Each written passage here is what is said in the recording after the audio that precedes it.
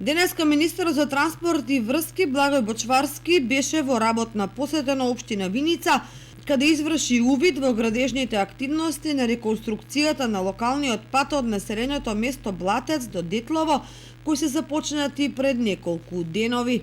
Реализацијата на инфраструктурните проекти продолжува и оваа година со силно темпо. Сите капитални проекти се реализираат со силна динамика, исто како и минатата 2022 година, во која Министерството има рекордно високо ниво на реализација на капитални инвестиции, истакна Бочварски.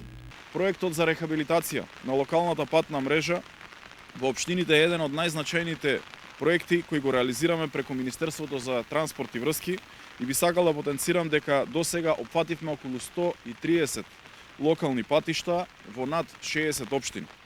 Поддршката за локалните самоуправи продолжува во континуитет, обезбедувајќи побезбедни локални патишта по кои ќе патуваат граѓаните.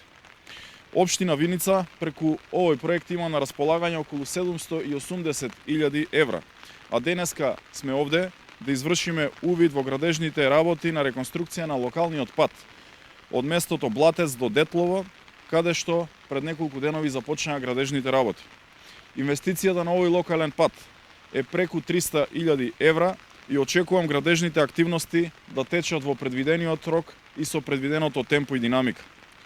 Ова е проект кој општина Виница го реализира со поддршка финансиска од централната влада, а очекувам во следниот период општината да аплицира и со други проекти и целосно да ги искористи средствата кои што се ставени на располагање за граѓаните на општина Виница.